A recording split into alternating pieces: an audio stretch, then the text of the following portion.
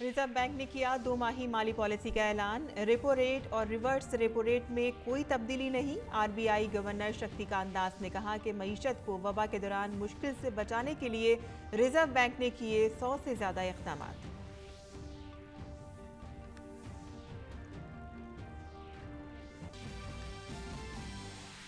भारतीय फिजाइया का आज है 89वां यौम तासीस। गाजियाबाद के हिंडन एयर स्टेशन पर तकरीबात में जवानों ने किया दम बखुद कर देने वाली हिम्मत का मुजाहिरा। फिजाइया के सरबराह ने किया परेड का मुआयना। सदर जमहूरिया, नायब सदर जमहूरिया और वजीर आजम ने दी मुबारकबाद।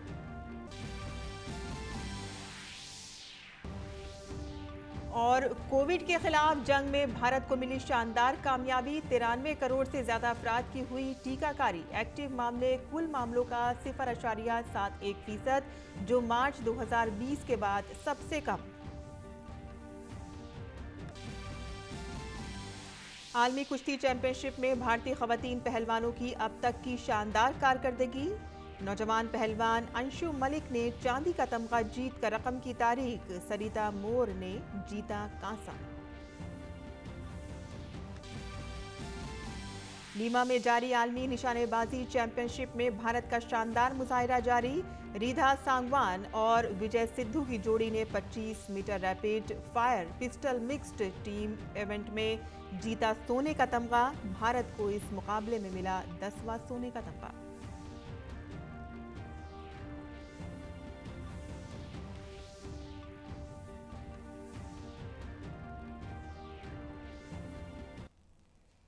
आदाब नाज़रीन, खबरनामे में आपका इस्तकबाल है। मैं हूं साइमा खान। अब खबरें तफसील से। आरबीआई के गवर्नर शक्तिकांत दास ने आज 2 माही माली पॉलिसी का ऐलान किया। आरबीआई गवर्नर ने कहा कि रेपो रेट 4% पर कायम रहेगा और रिवर्स रेपो रेट भी 3.35% पर ही रखा गया है। Based on an assessment of the evolving macroeconomic and financial conditions and the outlook, the MPC voted unanimously to maintain status quo with regard to the policy repo rate, and by a majority of 5 to 1 to retain the accommodative policy stance. Consequently, the policy repo rate remains unchanged at 4% and the stance remains accommodative as long as necessary to revive and sustain growth on a durable basis and continue to mitigate the impact of COVID-19 on the economy while ensuring that inflation remains within the target going forward. The marginal standing facility, that is MSF rate, and the bank rate remain unchanged at 4.25%. The reverse repo rate also remains unchanged at 3.35%. Shaktikanta Das ने कहा कि RBI ने माली साल 2021-22 के लिए GDP की शरह नमू को 9.5% पर बरकरार रखा है। दूसरी जानिब माली साल 2022-23 की पहली सहमाही के लिए हकीकी जीडीपी की शरह 17.2% रहने का इम्कान है। The projection for real GDP growth is retained at 9.5% for the current year, that is 21-22. And this consists of 7.9% in Q2, 6.8% in Q3 and 6.1% in Q4 of 21-22. Real GDP growth for Q1 of next financial year, that is 22-23, is projected at 17.2%. और centre for monitoring Indian economy के मुताबिक भारत में बेरोजगारी की शरह अगस्त में 8.32% से घटकर सितंबर में 6.86% हो गई है। इसकी वजह गुज़िश्ता महीने 85 लाख नौकरियों के मौक़े पैदा करना है। तामीराती सरगर्मियों के दोबारा शुरू होने की वजह से रोजगार के मौक़े में तेज़ी आई है। अहम बात यह है कि इनमें से बेशतर रोजगार के मौक़े देही भारत में फराहम किए गए हैं।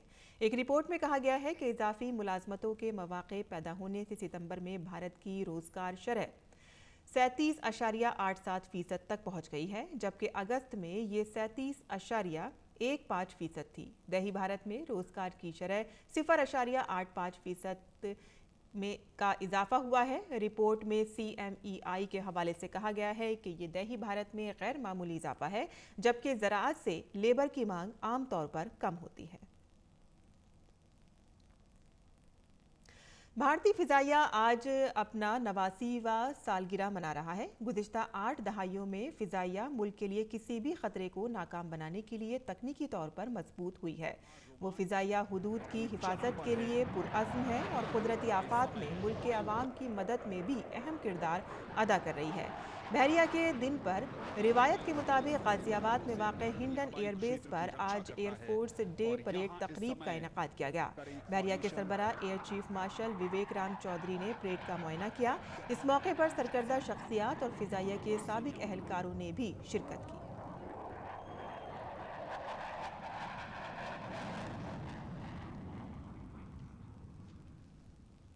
आकाश की ये गर्जना, ये उद्घोष, ये दुश्मनों को चेतावनी है कि भारत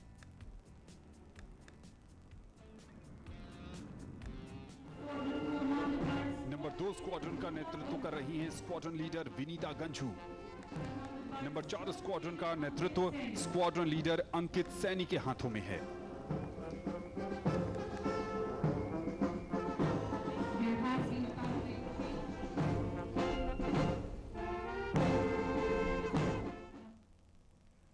इस मौके पर फिजाइया के सरबराह एयर चीफ मार्शल विवेक राम चौधरी ने गुज़िश्ता 1 साल के दौरान भारतीय फिजाइया के काम की सताइश की।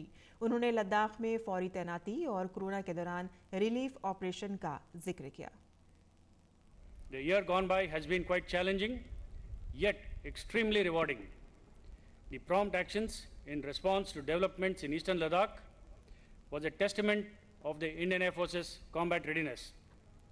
Our efforts in completing all COVID-related tasks was also a major achievement in support of the national effort.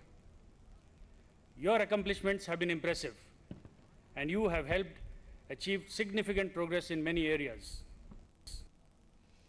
फिजाइया के सरबराह ने कहा कि भारतीय बहरिया खुद एतमादी की सिमत में मुतादिद इक़दामात कर रही है। The theme for this year's anniversary celebrations, Atmanirbhar Evam Saksham, is most apt, since with the ongoing acquisition of a high percentage of made in India platforms, weapons and combat systems, the Indian Air Force stands today on the threshold of an era which will define its stature as a potent strategic aerospace power. The Indian Air Force has been at the vanguard of indigenization in domestic aerospace sector, and due to concerted efforts at all levels, a large number of low-tech, low-cost and high-volume spares have been indigenized across all fleets. The need of the hour is to reassess and realign with emerging trends in order to gain from ongoing efforts towards greater self-reliance in high-tech items. सदर जमहूरिया रामनाथ कोविंद ने भारतीय फिजाइया के यौम तासीस पर tweet करके कहा कि फिजाइया के दिन पर एयर वॉरियर्स और उनके अहल खाना को मुबारकबाद। सदर जमहूरिया को भारतीय फिजाइया पर फ़ख्र है, जिसने अमन और जंग के दौरान बार बार अपनी बहादुरी का सबूत दिया। मुझे यकीन है कि भारतीय फिजाइया अपने इस कारनामे को आइंदा भी जारी रखेगी।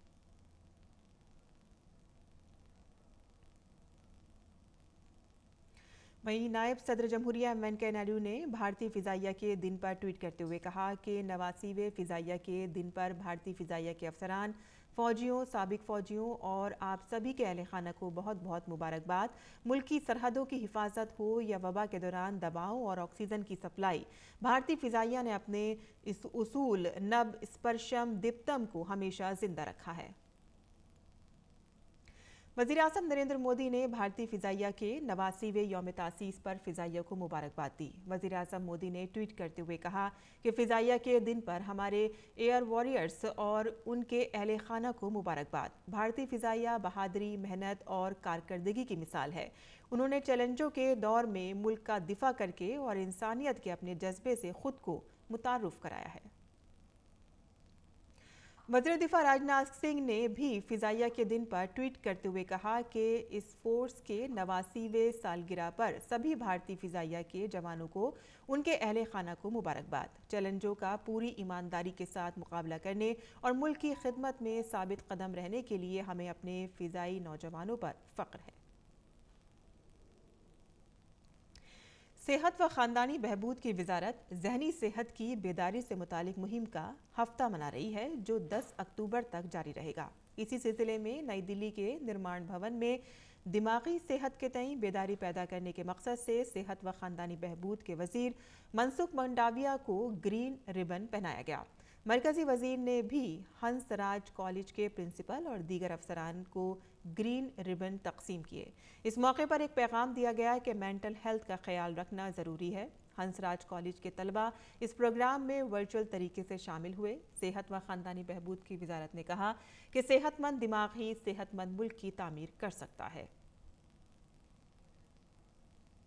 देश में तंदुरुस्त समाज का निर्माण हो, इसके लिए हमारी सरकार की ओर से प्रयास हो रहा है। उसमें एक महत्वपूर्ण पहलू है मेंटल हेल्थ। 14% लोग मेंटल हेल्थ के शिकार हो, वो तो बहुत बड़ी बात है भाई, उसको एड्रेस करना ही चाहिए। ये जो आपकी ग्रीन रिबन है वो उसका प्रतीक है। उसका ज़्यादा से ज़्यादा प्रचार करके, पब्लिक अवेयरनेस करके, फैमिली से स्टार्ट करें, टीचर्स से स्टार्ट करें। बीजेपी के मरकजी दफ्तर में आज बीजेपी खवातीन फ्रंट की कौमी सदर वांती श्रीनिवासन ने सैनिटरी पैड वेंडिंग मशीन लगवाई। इस मौके पर दिल्ली बीजेपी खवातीन मोर्चे की तमाम खवातीन ओहदेदार भी मौजूद थीं। सैनिटरी पैड के इस्तेमाल के ताल्लुक से बीजेपी खवातीन फ्रंट की कारकुन बेदारी मुहिम भी चला रही हैं। The main objective of this kind of an installation is that yes, of course, we are helping the women folk in the washroom, that they can, whenever they need the sanitary pad, immediately they can get the chance of having that benefit. And apart from that, that as far as the menstrual health and hygiene is concerned, so a lot of people, they don't want to, say their difficulties in open areas, in open domain. So we want to break that barrier of talking about the menstrual hygiene and sanitary pads. So that's why we made it as an event to tell about the people, to tell about Mahila Morcha Karyakartas, to come out openly and install these kind of machines in all the party offices and wherever the public offices needed. Uttarakhand के Bhimtal assembly हलके के रुकन assembly Ram Singh केड़ा आज BJP में शामिल हो गए। गुज़िश्ता एक महीने में बीजेपी में शामिल होने वाले वो उत्तराखंड के तीसरे मेंबर असेंबली हैं। पार्टी दफ्तर में मुनक़िद एक प्रेस कॉन्फ्रेंस में मरकजी वज़ीर स्मृति ईरानी, पार्टी के सेक्रेटरी और उत्तराखंड के इंचार्ज दुष्यंत गौतम, पार्टी के मीडिया सेल के इंचार्ज और राज्यसभा रुकन अनिल बनूली और रियासती बीजेपी के सदर मदन कौशिक की मौजूदगी में केड़ा ने बीजेपी में शमूलियत इख्तियार की। कि भारतीय जनता पार्टी समाज के लिए और देश के लिए, राष्ट्रीयता के लिए काम करती है। और मैं आज मंच में बैठे सभी माननीय और जितने भी छायाकार बंधु यहाँ पर हैं, सबके सामने कसम खाता हूँ कि मैं भारतीय जनता पार्टी के कार्यकर्ता के रूप में आजीवन काम करूँगा और बड़ी ईमानदारी से काम करूँगा। और भारतीय जनता पार्टी के विचारों से ओतप्रोत होकर के आज मैं भारतीय जनता पार्टी की सदस्यता ले रहा हूँ और मैं भारतीय जनता पार्टी के लिए मोदी जी के नेतृत्व में काम करूँगा।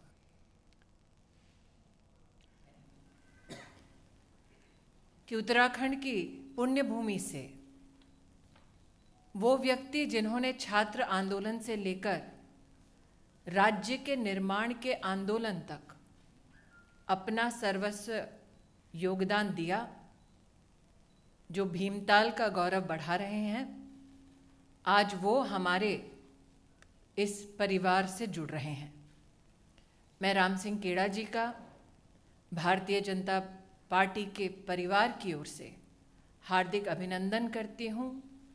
विश्व की सबसे बड़ी राजनीतिक दल में, परिवार में उनका भारतीय जनता पार्टी के कार्यकर्ताओं की ओर से स्वागत करती हूँ।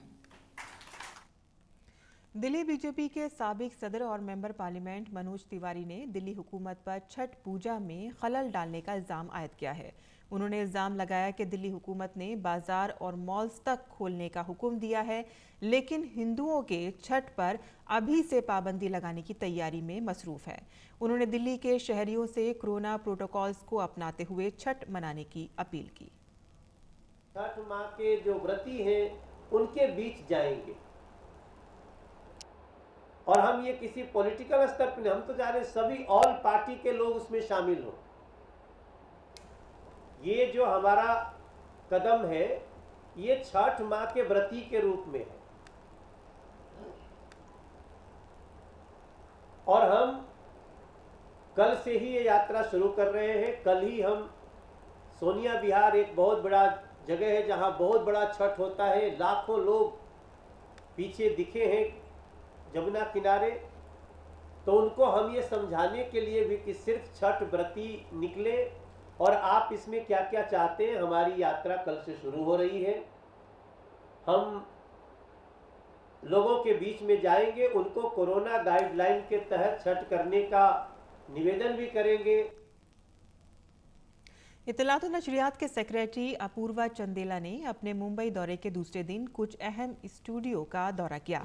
अपूर्वा चंदेला ने मुंबई के मशहूर फिल्म स्टूडियो का दौरा किया। उन्होंने वीएफएक्स इंडस्ट्री में तकनीकी पेशरफ्त को समझने के लिए स्टूडियो अफसरान और टेक्नीशियन से बातचीत की।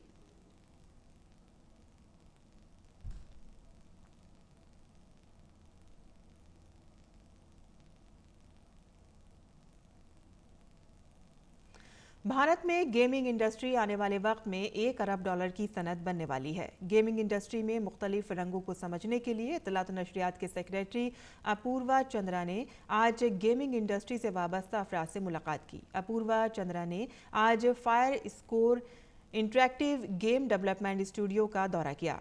फायर स्कोर इंटरेक्टिव मुंबई में वाक़ hyper casual mobile game development studio है।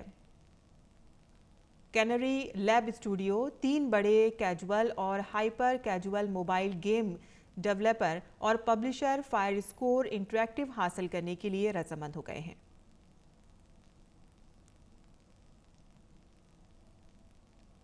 जम्मू कश्मीर में दहशतगर्दों के हाथों स्कूल की प्रिंसिपल सुपिंदर कौर और उसके साथी दीपक चंद के कत्ल के खिलाफ लोगों का गुस्सा काफ़ी बढ़ रहा है। श्रीनगर में सिख कम्युनिटी ने प्रिंसिपल सुपिंदर कौर की लाश को लेकर आलूजी बाग से सिविल सेक्रेटेरिएट तक पैदल मार्च किया और बाद में सेक्रेटेरिएट के बाहर मुजाहिरा किया। इस एहतजाज में सुपिंदर कौर के अहले खाना और रिश्तेदारों के साथ श्रीनगर और इसके आसपास के इलाके में रहने वाले सिख बरादरी के लोग भी शामिल थे। सीनियर पुलिस ओहदेदारों ने मौके पर पहुंचकर सुपिंदर कौर के अहले खाना को इस बात पर आमादा किया कि उनकी लाश को आखिरी रसूम के लिए बट मालू शमशान घाट ले जाएं।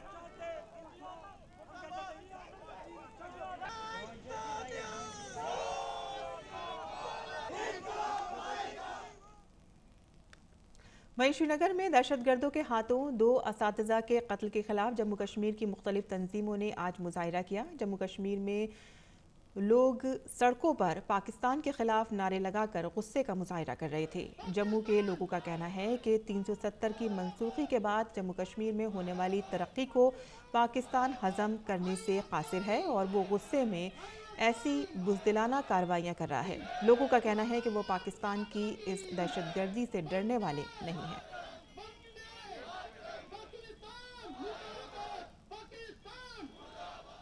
पाकिस्तान को ये कहना चाहती हूँ, आईएसआई को ये कहना चाहती हूँ इस मंच से कि हम जो है मिनॉरिटीज जम्मू एंड कश्मीर में किसी से डरने वाले नहीं हैं। ये पाकिस्तान की हताशा है कि लोग टेररिज्म से हटते जा रहे हैं, लोग सेपरेटिज्म से हटते जा रहे हैं और ये कोशिश है उनकी कि किसी तरीके से डर का माहौल जो है फैलाया जाए, लेकिन इन चीजों से डरने वाला कोई नहीं है। आप जितनी मर्जी में टेररिज्म को जितनी मर्जी एफर्ट करके देख लो, भारतीय का और भारत का हौसला बुलंद है। हम लोग टेररिज्म के साथ लड़ने के लिए तैयार हैं, तैयार थे और तैयार रहेंगे। और मुल्क में कोरोना टीकाकारी मुहिम तेज रफ्तारी से जारी है। वजारत सेहत के मुताबिक अब तक इस मुहिम के तहत 93 करोड़ 17 लाख से ज़्यादा टीके लगाए जा चुके हैं। कल 50 लाख 17 हज़ार से ज़ायद वैक्सीन लगाई गई। वाज़ेह रहे कि मुल्क में कोविड-19 के नए मामलात में कमी का दौर जारी है। हुकूमत की कोशिश से ही बेहतर नताइज सामने आ रहे हैं। सेहत और ख़ानदानी बहबूद की वजारत के मुताबिक गुज़िश्ता 24 घंटों में कोरोना के 21,257 नए मामलात सामने आए हैं। वहीं कोरोना से 24,963 मरीज सेहतयाब भी हुए हैं, जिसके बाद मुल्क में रिकवरी रेट बढ़कर 97.96% हो गई है। मुल्क में हाल ही में कोरोना के 2,40,221 पॉजिटिव मामले सामने आए हैं।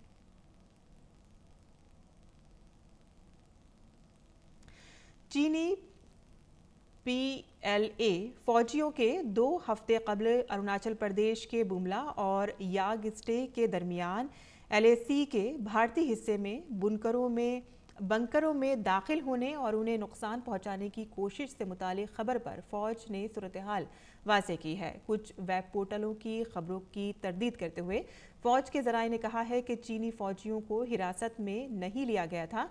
फौज के ज़राए ने आज वाज़ेह किया है कि PLA और हमारी फौज की मीटिंग का मामला था, जो कभी कभी होता है क्योंकि दोनों LAC के लोग अपने अपने हिसाब से गश्त करते हैं। इसमें मौजूदा निज़ाम और प्रोटोकॉल के ज़रिए सूरत हाल का तस्वीया किया गया था। फौज के ज़राए ने दिफाई निज़ाम के किसी भी तरह के नुकसान से इनकार किया है। बरतानिया ने भारतीय मुसाफिरों के लिए अपने ज़ाब्ते में तब्दीली की है। नए ज़ाब्ते के तहत भारत से कोविशील्ड वैक्सीन लगवाकर बरतानिया जाने वाले मुसाफिरों को अब क्वारंटीन नहीं होना पड़ेगा। भारत में बरतानिया के हाई कमिश्नर एलेक्स एलिस ने ट्वीट करके कहा है कि कोविशील्ड या बरतानवी हुकूमत से मंजूर शुदा दीगर वैक्सीन की मुकम्मल खुराक लेने वाले भारतीय मुसाफिरों को क्वारंटीन नहीं किया जाएगा। ये हुक्म 11 अक्टूबर से बरतानिया जाने वाले भारतीय मुसाफिरों पर नाफिज होगा। भारत और बरतानिया ने दोनों मुल्क के दरमियान सफ़र को मज़ीद आसान बनाने पर इत्तफ़ाक़ राय ज़ाहिर किया है। वज़ीर ख़ारजा डॉक्टर एस जयशंकर ने आज बरतानिया के वज़ीर ख़ारजा से लिस्ट्रिस से बातचीत की। एक ट्वीट पैगाम में वज़ीर ख़ारजा ने कहा कि दोनों मुल्क बाहमी सफ़र को आसान बनाने पर राज़ी हुए हैं। इस फैसले से 2030 तक के खाके को अमल में लाने में मदद मिलेगी।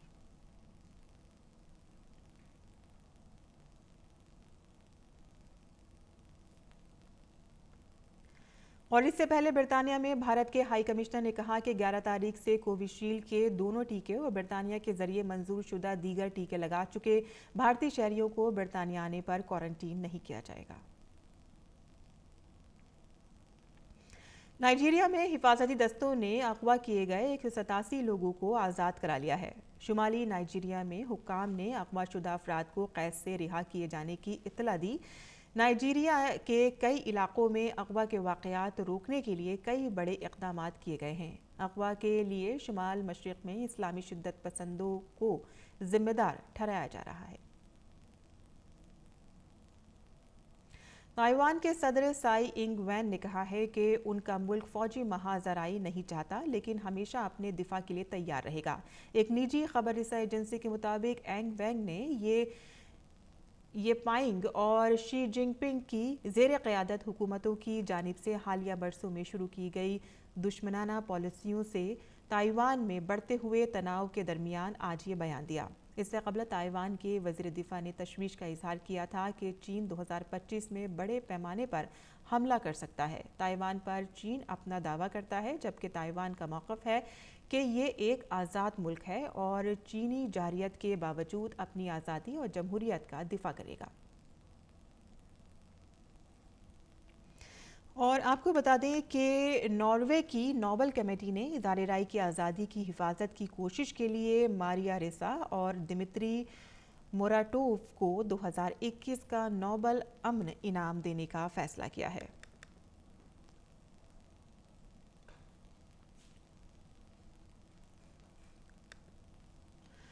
आज शारदीय नवरात्रि का दूसरा दिन है। शारदीय नवरात्रि के दौरान माँ दुर्गा की 9 शक्लों की पूजा अर्चना की जाती है। नवरात्रि के दूसरे दिन माँ दुर्गा की दूसरी स्वरूप माँ ब्रह्मचारिणी की पूजा की जाती है। कोविड प्रोटोकॉल के पेश नज़र अक़ीदतमंद मंदिरों में पूजा अर्चना कर रहे हैं।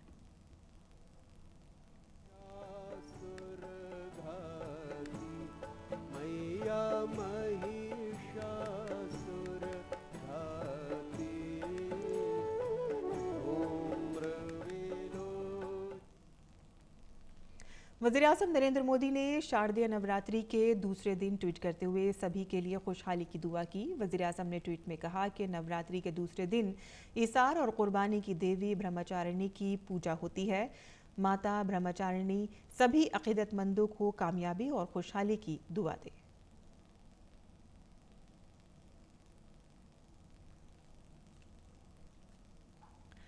खेल की खबरों की बात करते हैं, जहां नॉर्वे में खेली जाने वाली आलमी कुश्ती चैंपियनशिप में मुल्क की नौजवान पहलवान अंशु मलिक ने 57 किलोग्राम वजन के जुमरे में चांदी का तमगा जीतकर तारीख रकम कर दी है। अंशु को टोक्यो ओलंपिक 2020 में कांसी का तमगा जीतने वाली अमेरिका की हेलन लुइस मारोओलेस ने 4-1 से शिकस्त दी। अंशु इस चैंपियनशिप में चांदी का तमगा जीतने वाली मुल्क की पहली खातून पहलवान बन गई हैं। अंशु ने पहले भारत की 4 खवातीन पहलवानों ने आलमी चैंपियनशिप में तमगा जीता है, लेकिन इन सब ने कांसे का तमगा जीता है। गीता फोगाट ने 2012 में, बबीता फोगाट ने भी 2012 में, पूजा डांडिया ने 2018 में और विनेश फोगाट ने 2019 में कांसे का तमगा जीता था। अंशु वर्ल्ड चैंपियनशिप के फाइनल में पहुंचने वाले तीसरे भारतीय हैं। उनसे पहले सुशील कुमार ने 2010 में और बजरंग पुनिया ने 2018 में यह कारनामा कर दिखाया था। इनमें से सिर्फ सुशील ही सोने का तमगा जीत सके थे। आगे बढ़ते हैं, जहां भारतीय खातून पहलवान सरिता मोर ने नॉर्वे में खेली जाने वाली आलमी कुश्ती चैंपियनशिप में 59 किलो वजन के जुमरे में कांसे का तमगा जीता है। सरिता ने यह कारनामा स्वीडन की सारा लैंडबोर्ग को 8-2 से शिकस्त देकर अंजाम दिया। सरिता 2021 की आलमी चैंपियनशिप में तमगा जीतने वाली दूसरी भारतीय खातून पहलवान हैं। और इसी के साथ ही हमारा खबरनामा यहीं ख़त्म पज़ीर होता है। हमें इजाज़त दें। आदाब।